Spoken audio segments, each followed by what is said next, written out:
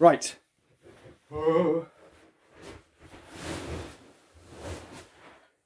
Good morning, or afternoon, or evening, wherever you're listening, watching in the world. Another video and some more vinyl finds, which I'm happy to report have blown me away yet again. It's pretty hot in the UK today. It's going to get hotter apparently, so a little bit sweaty, but I'm fine. I'm all good. I'm all good. Today, I'm going to start off with a fantastic album which I've picked up courtesy of a German record retailer. I first heard about this group from Paul on Baraka P-Dub, which I think it was his favourite album of last year, Midnight Madness by Moderator, and it's Moderator Street Bangers Volume 10. This has been out for a little while, 2017 I think, but it's one of the. This is one of the records that's blown me away. First of all, if you haven't heard of Moderator and you like some really cool kind of late night vibe, really swinging beats, have a listen. You'll love it. He's very clever. I think he's Greek. And he's plays around with old film scores, old clips of films and whatnot, and puts them together and just really subtly puts them together in a really nice, funky, really listenable kind of a way. I've mentioned Midnight Madness. That's an absolutely fantastic album, and I'm really pleased to actually get this. Secondly, it arrived with the record packed outside the cover, so no seam splits. Lovely care and attention made of the record itself, and I guarantee if you haven't heard this, I'm sure you'll like it. If you like that kind of funky kind of beat vibe. Anyway, this is fantastic. Really recommend it, and I'm just so pleased to have it. Fabulous. Right, next album. I hummed and hawed about it. I don't have a lot of their work. In fact, I have none of their work apart from this album. It is a stone cold classic, and I picked it up recently because I've just kept streaming it, and I've been really enjoying listening to it. And it's Craftwork's Tour de France. This is a real lump of a record. We've got two records, a very thick booklet, which is a tribute to the Tour de France, the racing. And for me, I'm not a huge Craftwork fan. I find it a little bit too synthetic, if that's a bit of an unfair term. But Tour de France, the build-up and the sort of lyrics in that first prologue, and Tour de France Etape 1, just really love it.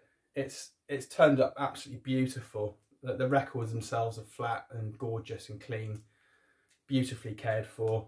I think they came in cardboard inner liners, which upset me a little bit, but after a wash on the project and rehoused in scratch-proof archival inner sleeves, I'm happy to report it's absolutely fantastic. This is the 2009 reissue, so it originally came out in 2003 from Kling Klang, and I posted this on a Facebook page, members group that I'm part of, and I got loads of people saying, yeah, it's well done, fantastic, and I'm really pleased to have it.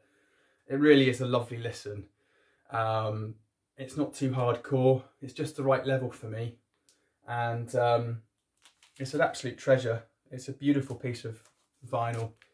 Not much more to say about it really. Beautifully packaged. I mean, they could have done a gatefold. I'd like to have seen a gatefold. It's just a single cover with the two records in place. But you know what? Let's just get it out.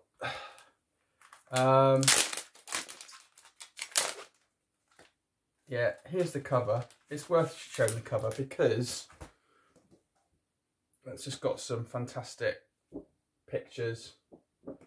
Sorry, hands are a bit sweaty. There you go. Sort of like it's got a kind of rough artistic flair to the photos being shown, but there's a really nice big booklet. Anyway, really great. Recommend. If you haven't heard of Craftwork and you like a bit of electronica, you like a little bit of dance, kind of techno, you can't go wrong with Tour de France. Anyway, a little bit of nostalgia next. So I've got a small pile of records that I'm cleaning and gradually kind of rehousing and in new sleeves, etc, etc. And I came across a record which my mum used to play a lot, and I cleaned it up, and I was blown away by the quality of the mastering, first of all, but it just evoked lots of memories of my mum kind of dancing around the living room listening to this particular artist, a British artist, which, if you're not in the UK, you probably might not have heard of him. I don't know if he actually broke it in America or anywhere else. I could be wrong.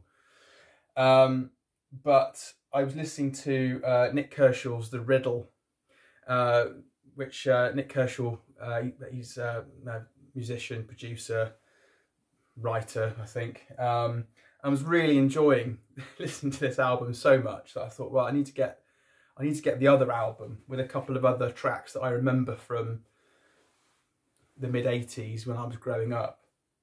So I purchased this for pennies, pretty much pennies. Nick Kershaw, Human Racing. Mixed reviews about this. It's very, very synthesizer heavy. He's gone really overboard with it, especially with Dancing Girls. But you know, there's some. I Won't Let the Sun Go Down on Me was one of the tracks that my mum used to play a lot of, and that just brings back lots and lots of memories. And what I really like about this, the mastering is excellent. I mean, it's 1980. I want to say 1984. Let's have a look.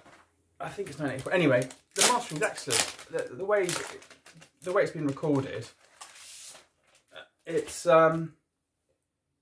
really nice.